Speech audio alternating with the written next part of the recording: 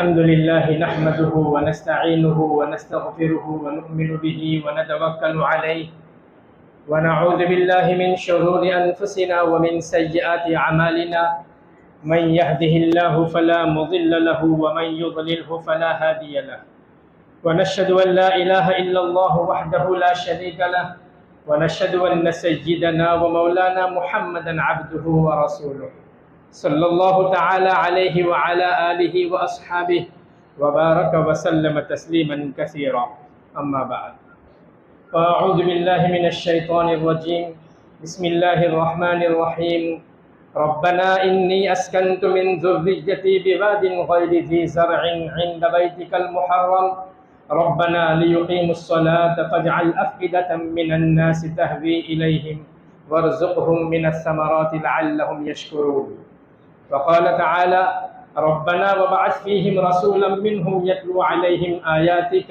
ويعلمهم الكتاب والحكمة ويزكيهم إنك أنت العزيز الحكيم صدق اللہ العظیم۔ بزرگان محترم اور عزیز بھائیوں اور دوستوں، گزشتہ ہفتے آپ صلی اللہ علیہ وسلم کے خاندان کے متعلق بات چل رہی تھی کہ آپ صلی اللہ علیہ وسلم کا خاندان حضرت اسماعیل علیہ السلام کے واسطے سے ابراہیم علیہ السلام کو ملتا ہے۔ حضرت اسماعیل علیہ السلام کے والدہ حضرت ہاجرہ رضی اللہ عنہا یہ شہزادی تھی، بادشاہ کی بیٹی تھی۔ بادشاہ نے حضرت سارہ رضی اللہ عنہا کو، یعنی ابراہیم علیہ السلام کی پہلی بیوی حضرت سارہ کو یہ عطیے میں دی تھی۔ حضرت سارہ رضی اللہ عنہا نے ان کو ابراہیم علیہ السلام کے حوالے کیا، یعنی ان کو ہبہ کر دیا۔ جب یہ ابراہیم علیہ السلام کی ملکیت میں حضرت ہاجرہ آ گئی تو انہوں نے نکاح کے ذریعے سے اپنے لیے حلال کر دیا۔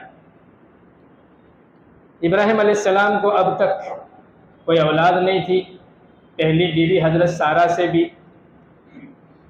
بڑھاپے کی عمر میں اللہ تبارک و تعالیٰ نے حضرت ہاجرہ سے آپ کو اسماعیل علیہ السلام کی شکل میں اولاد عطا فرمائی۔ جب حضرت سارہ سے کوئی اولاد نہیں تھی تو اللہ تبارک و تعالیٰ کی یہ تکوینی حکمت کہ دونوں کے درمیان انبن ہو گئی، دونوں بیویوں میں، حضرت سارہ اور حضرت ہاجرہ میں۔ اللہ تبارک و تعالیٰ کا یہ حکم ملا ابراہیم علیہ السلام کو کہ آپ اپنی بیوی حضرت ہاجرہ اور اپنے اکلوتے بیٹے حضرت اسماعیل کو، جو ابھی شیرخوار بچے ہیں، ان دونوں کو لے کر ملک شام سے حجاز چلے جاؤ اور وادی غیر ذی زرع، جہاں ہمارا پہلے گھر تھا بیت اللہ، وہاں چھوڑ کر آ جاؤ۔ اللہ تبارک و تعالیٰ کی طرف سے یہ سخت امتحان تھا۔ ایک تو بڑھاپے کی عمر میں سہارا ملا تھا، اکلوتا بیٹا تھا، امیدوں کی کرن تھا، لیکن اللہ تعالیٰ کا حکم ملا۔ اور ابراہیم تو خلیل اللہ تھے، اللہ کے خلیل تھے، اور خلیل اسی کو کہتے ہیں کہ حکم ملے تو بے چوں چرا تسلیم کر لے۔ چنانچہ آپ اپنی بیوی اور اکلوتے بیٹے اسماعیل علیہ السلام کو لے کر تھوڑا سا توشہ اور پانی ساتھ لیا اور وادی غیر ذی زرع میں پہنچے۔ ایسی وادی کہ جس کو قرآن نے ہی وادی غیر ذی زرع کہا ہے، کہ لپ و دپ میدان، کھلا جنگل، چاروں طرف کالے اور سوکھے پہاڑ، کھیتی کا نام و نشان نہیں، نہ پانی اور نہ کوئی غذا کی وہاں سہولت۔ ایسی وادی میں چھوڑنے کا حکم ہوا۔ ابراہیم علیہ السلام نے اللہ تعالیٰ کے حکم سے اپنے بیٹے اور اپنی بیوی کو وہاں چھوڑ دیا۔ چھوڑ کر جب واپس جانے لگے تو حضرت ہاجرہ نے پوچھا کہ چھوڑ کر ہمیں کیوں جا رہے ہو؟ ابراہیم علیہ السلام نے کوئی جواب نہیں دیا۔ آخر میں حضرت ہاجرہ نے کہا کہ کیا یہ اللہ تعالیٰ کا حکم ہے؟ تو ابراہیم علیہ السلام نے فرمایا کہ ہاں، یہ اللہ تعالیٰ کا حکم ہے۔ تب حضرت ہاجرہ نے فوراً جواب دیا کہ جب اللہ کا حکم ہے تو اللہ تعالیٰ کافی ہے، اللہ تعالیٰ کارساز ہے، اللہ تعالیٰ ہمیں ضائع نہیں فرمائیں گے۔ ابراہیم علیہ السلام چھوڑ کر تو چلے گئے، لیکن تھوڑی دور جا کر پھر اللہ تعالیٰ سے دعا کرتے ہیں، جس کا تذکرہ قرآن میں ہے کہ ربنا انی اسکنت من ذریتی بواد غیر ذی زرع عند بیتک المحرم، کہ آپ کے حکم سے میں نے وادی غیر ذی زرع میں ان کو چھوڑ دیا ہے، لیکن اے اللہ ان کے لیے ہدایت کا سامان فرما، آنے والی امت کے لیے ہدایت کا سامان فرما، ان کی روزی کا سامان فرما، اور ان کی طرف لوگوں کے دلوں کا میلان فرما دے۔ اللہ تبارک و تعالیٰ نے ابراہیم علیہ السلام کی دعاؤں کو قبول فرمایا۔ حضرت ہاجرہ اپنے اکلوتے بیٹے کے ساتھ رہتے ہوئے توشے کی ضرورت تھی، توشہ جتنا ساتھ لیا تھا وہ توشہ ختم ہو گیا، پانی بھی ختم ہو گیا۔ اب وہاں کوئی مونس اور مددگار نہیں تھا کہ جس سے مانگا جائے اور جس سے لیا جائے۔ اکیلے یہاں ماں اور بیٹے رہتے تھے۔ جب ختم ہو گیا تو ماں بھی بھوکی رہنے لگی، بیٹا بھی بھوک اور پیاس سے رونے لگا۔ جب ماں کو خوراک نہ ملے تو بیٹے کو کیسے نصیب ہو؟ بیٹا جب زیادہ رونے اور تڑپنے لگا تو ماں سے دیکھا نہ گیا، تو قریب کی پہاڑی صفا پر وہ چڑھی، اس امید سے کہ کہیں پانی نظر آ جائے اور جینے کی امید کے لیے خوراک مل جائے۔ چنانچہ وہ پہاڑی پر چڑھی، لیکن دور دور تک نظر دوڑائی، کوئی نظر نہیں آیا۔ بچے کی طرف دیکھا تو بچہ بہت زور سے رو رہا تھا، دیکھا نہ گیا، نیچے اتری، لیکن پھر یہی فکر کہ کچھ نظر آ جائے، یا تو قافلہ نظر آ جائے یا تو پانی اور خوراک مل جائے۔ قریب کی دوسری پہاڑی مروہ پر چڑھی، یوں انہوں نے بار بار چکر لگائے، 7 چکر لگائے۔ مروہ پر جب وہ تھی تو حضرت جبریل علیہ السلام کی آواز آئی، اللہ تعالیٰ نے ان کو مدد کے لیے بھیجا۔ حضرت اسماعیل علیہ السلام جس جگہ سوئے ہوئے تھے اور اپنی ایڑیوں کو رگڑ کر رو رہے تھے، اللہ تبارک و تعالیٰ نے جبریل علیہ السلام کے واسطے سے وہاں سے پانی کا چشمہ جاری فرمایا۔ حضرت ہاجرہ یہ دیکھ کر نیچے اتر آئی تو پانی کا چشمہ نظر آیا۔ پانی کے چشمے کے ارد گرد وہ منڈیر بنانے لگی کہ پانی بہہ رہا تھا، لیکن حضرت ہاجرہ کی یہ ادا کہ صفا اور مروہ پر چکر لگانا، 7 چکر لگانا، اللہ رب العزت کو ایسا پسند آیا کہ بعد کی امت کے لیے حج اور عمرہ کے مناسک اور ارکان میں اس کو داخل کر دیا کہ جو بھی حج اور عمرہ کے لیے جائے حضرت ہاجرہ کی وہ نقل اتارے۔ حضرت ہاجرہ نے منڈیر بنائی، پانی بہنے لگا تو انہوں نے کہا زم زم۔ عبرانی زبان کا یہ لفظ ہے کہ رک جا رک جا۔ اللہ کے نبی صلی اللہ علیہ وسلم فرماتے ہیں کہ ماں ہاجرہ پر اللہ رحم فرمائے کہ اگر وہ اس پانی کو نہ روک دی تو یہ زبردست جاری چشمہ ہوتا ہے، اور یہ عظیم پانی ہے کہ اللہ تبارک و تعالیٰ نے اس میں غذائیت بھی رکھی ہے اور مائیت بھی رکھی ہے، یعنی بدن کو پانی کی ضرورت ہوتی ہے تو یہ پانی کا بھی کام دیتا ہے اور خوراک اور کھانے کا بھی کام دیتا ہے۔ اللہ کے نبی صلی اللہ علیہ وسلم نے فرمایا کہ یہ زمین پر سب سے بہترین پانی یہ آب زمزم ہے، کہ یہ خوراک کا کام دیتا ہے اور بیماروں کو بیماری سے شفا بھی دیتا ہے۔ بہرحال ان کے لیے جینے کا سامان اللہ نے مہیا کر دیا، زمزم کا وجود ہوا۔ وہاں سے قافلے گزرتے تھے، صحرا تھا، قافلے گزرتے تھے، انہوں نے دیکھا کہ پرندے اڑ رہے ہیں۔ یمن کا ایک قبیلہ تھا، قبیلے بنو جرہم، اس قافلے نے دیکھا کہ پرندے اڑ رہے ہیں تو انہوں نے خیال کیا کہ پرندے عام طور پر وہی جگہ اڑتے ہیں جہاں پانی ہوتا ہے، تو اپنے قافلے میں سے کچھ آدمیوں کو دیکھنے کے لیے بھیجا کہ جاؤ دیکھو۔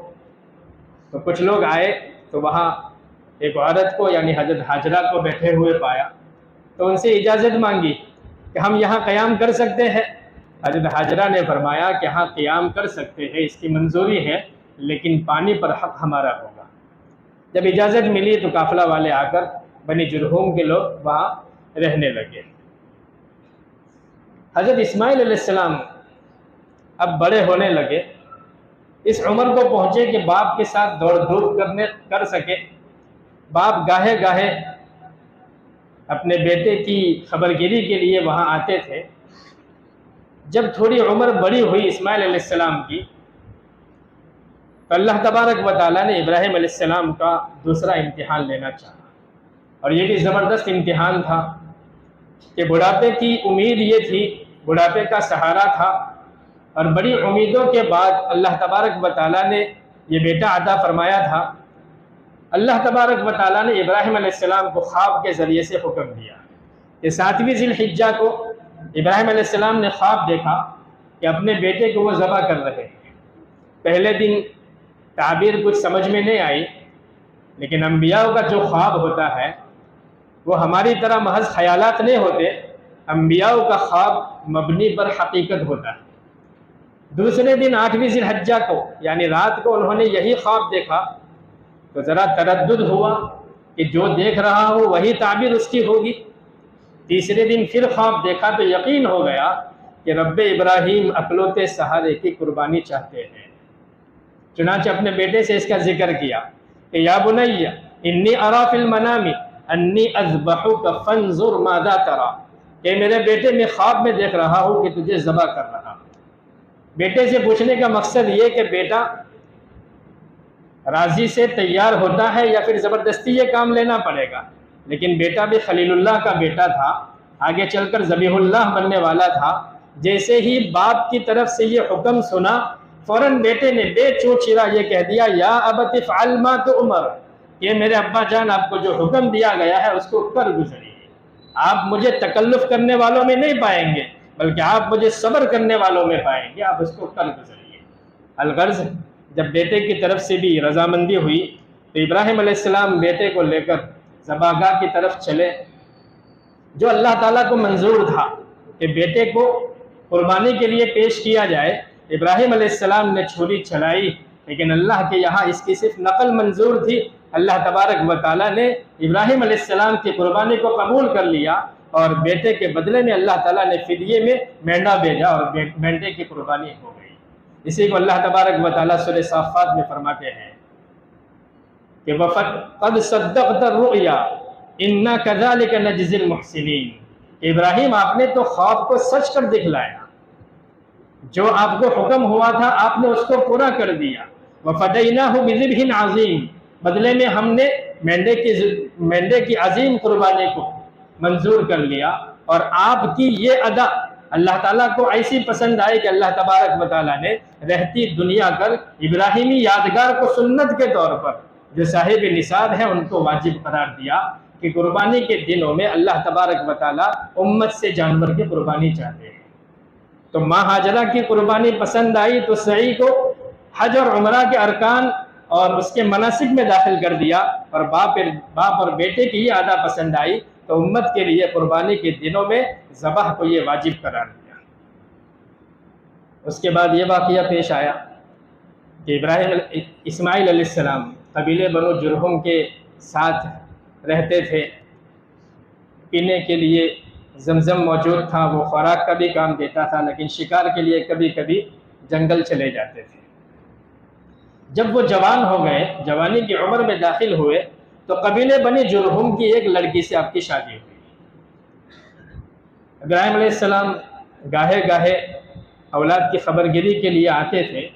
ایک مرتبہ وہ خبرگیری کے لیے آئے، آپ کے دولت قدے پر تشریف لائے تو اسماعیل علیہ السلام اتفاق سے اس وقت گھر پر موجود نہیں تھے، جنگل میں شکار وغیرہ کے لیے گئے تھے۔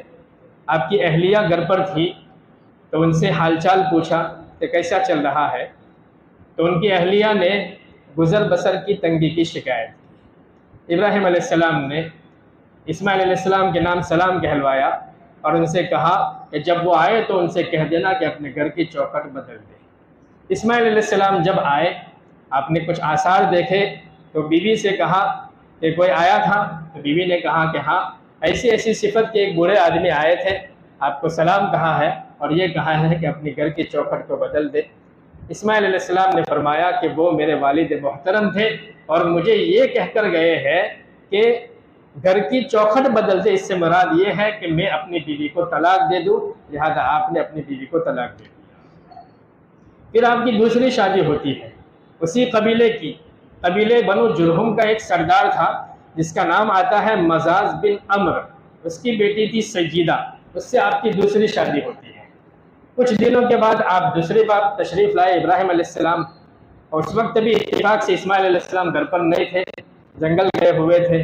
پھر سے حال چال پوچھا، ان کے نام سلام کہلوایا، تو اہلیہ نے حال چال کے متعلق بڑی عزت کے ساتھ پہلے تو اعزاز و اکرام کیا اور شکریہ کے الفاظ ادا کیے کہ اللہ تعالیٰ کا شکر ہے کہ گزر بسر الحمدللہ بہت اچھا ہو رہا ہے۔ ابراہیم علیہ السلام نے فرمایا کہ میرا سلام کہنا اور ان سے یہ کہنا کہ اپنی چوکھٹ کو مضبوطی سے پکڑے رکھیں۔ اسماعیل علیہ السلام جب جنگل سے گھر تشریف لائے، آثار دیکھ کر سامنے سے پوچھا کہ کوئی آیا تھا؟ بیوی نے کہا، اہلیہ محترمہ نے کہا کہ ہاں ایسی ایسی صفت کے ایک بوڑھے آدمی آئے تھے، آپ کے نام سلام کہا ہے، گزر بسر کا مجھے پوچھا تو میں نے یہ جواب دیا، اور پھر مجھے یہ کہا کہ ان سے یہ کہنا کہ اپنی چوکھٹ کو مضبوطی سے پکڑے رکھے۔ اسماعیل علیہ السلام نے کہا کہ وہ میرے والد محترم تھے اور مجھے یہ اشارہ دے کر گئے ہیں کہ اب ہماری زندگی اسی طرح مضبوطی سے چلتی رہے گی۔ بہرحال جو ان کے دن گزر بسر ہوتے رہے، اللہ تبارک و تعالیٰ نے ایک اور واقعہ ابراہیم علیہ السلام کے ذریعے سے عظمت کا یہ قرآن میں بیان کیا ہے کہ اللہ تبارک و تعالیٰ نے کچھ عرصے کے بعد ابراہیم علیہ السلام کو یہ حکم دیا کہ میرا گھر جو پہلے سے اس جگہ پر موجود تھا آدم علیہ السلام کے وقت سے، بیت اللہ، کہ اس کی عمارتیں اور اس کے آثار طوفان نوح کے وقت سے مٹ گئے ہیں۔ طوفان جو آیا تھا نوح علیہ السلام کے وقت میں، پانی کا طوفان تھا، تو پوری دنیا میں پانی پھیل گیا تھا۔ اس وقت اللہ تبارک و تعالیٰ نے کعبہ کے جو ظاہری آثار تھے اس کو مٹا دیے تھے۔ اللہ تبارک و تعالیٰ نے ابراہیم علیہ السلام کو حکم دیا کہ دوبارہ اسی عمارت کے اوپر تعمیر کی جائے۔ ابراہیم علیہ السلام نے اپنے بیٹے اسماعیل کے ساتھ رہ کر بیت اللہ کی تعمیر دی۔ یہ آپ کے لیے شرف کا مقام تھا، اس کو قرآن نے ذکر کیا، وَإِذْ يَرْفَعُ إِبْرَاهِيمُ الْقَوَاعِدَ مِنَ الْبَيْتِ وَإِسْمَاعِيلُ، کہ اس وقت کو یاد کرو کہ جب ابراہیم علیہ السلام اپنے بیٹے اسماعیل کے ساتھ کعبہ کی بنیادوں کو بلند کر رہے تھے۔ ابراہیم علیہ السلام نے تعمیر کعبہ کرنے کے بعد اللہ تعالیٰ سے دعائیں کی۔ ان دعاؤں کا بھی قرآن میں ذکر ہے کہ کعبہ کی اتنی بڑی تعمیر کا جو آپ کو شرف حاصل ہوا، لیکن اس کے باوجود بھی کوئی بڑائی اور کبریائی کے الفاظ نہیں، بلکہ عاجزی کے ساتھ اللہ تعالیٰ سے دعا کرتے ہیں کہ ربنا تقبل منا انک انت السمیع العلیم، کہ اس میں میرا کوئی کمال نہیں ہے، کہ اللہ تو اس میرے کام کو قبول فرما لے، بارگاہ الہی کے اندر اس کو شرف قبولیت سے نواز دے۔ اس کے بعد پھر اپنی امت کو یاد کیا کہ ربنا وجعلنا مسلمین لک ومن ذریتنا امۃ مسلمۃ لک، کہ اللہ اس کام کو تو قبول کر لے اور مجھے اور میری ذریت کو تیرا فرما بردار بنا دے۔ ربنا وجعلنا مسلمین لک، تیرا مطیع اور فرما بردار ہمیں بنا دے۔ وَأَرِنَا مَنَاسِكَنَا وَتُبْ عَلَيْنَا إِنَّكَ أَنْتَ التَّوَّابُ الرَّحِيمُ، اور زندگی گزارنے کا طریقہ اور مناسک ہمیں سکھا دے اور ہمیں تیری طرف رجوع کرنے والا بنا دے۔ ان دعاؤں کے بعد ایک اہم دعا کا ذکر ہے جو ہمارے نبی پاک صلی اللہ علیہ وسلم کے لیے خصوصی دعا ہے۔ اللہ کے نبی اس دعا کے متعلق کہتے تھے کہ میں ابراہیم علیہ السلام کی دعا کا ثمرہ ہوں۔ ابراہیم علیہ السلام نے وہ دعا مانگی تھی، ربنا وابعث فیہم رسولا منہم یتلو علیہم آیاتک ویعلمہم الکتاب والحکمت ویزکیہم انک انت العزیز الحکیم، کہ میرے رب میری ذریت میں ایک ایسا نبی مبعوث فرما، ایک ایسا نبی نازل فرما کہ جو تیری آیتوں کو تلاوت کرے اور امت کے سامنے حکمت اور کتاب کی تعلیم دے اور ان کے دلوں کا تزکیہ کرے۔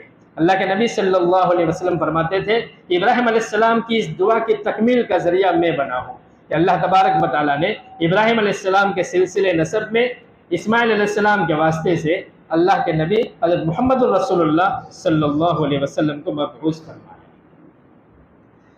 آپ صلی اللہ علیہ وسلم کا سلسلے خاندان اسماعیل علیہ السلام کے واسطے سے ابراہیم علیہ السلام تک پہنچتا ہے۔ یہ بڑا اونچا خاندان ہے۔ ابراہیم علیہ السلام کی جو نسل چلی ہے اسحاق اور اسماعیل علیہ السلام سے چلی ہے۔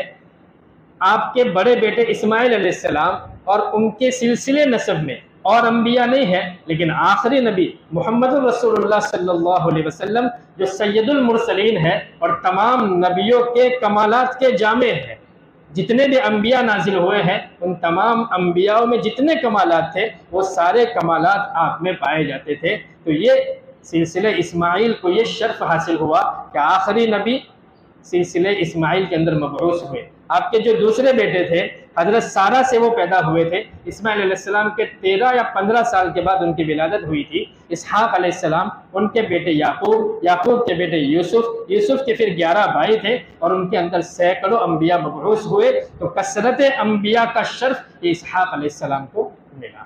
بہرحال انبیاء علیہ السلام کا جو خاندان ہوتا ہے وہ بڑا اونچا خاندان ہوتا ہے، اعلیٰ نسب ہوتا ہے۔ اللہ تعالیٰ ان کو بڑا شرف عطا فرماتے ہیں۔ جسمانی اعتبار سے بھی انبیاء مضبوط اور قوی ہوتے ہیں، حسین اور جمیل ہوتے ہیں، اعلیٰ اخلاق کے مالک ہوتے ہیں۔ اللہ تبارک و تعالیٰ نے نبی اکرم صلی اللہ علیہ وسلم کو تو تمام انبیاء کے کمالات کا مجموعہ بنایا تھا۔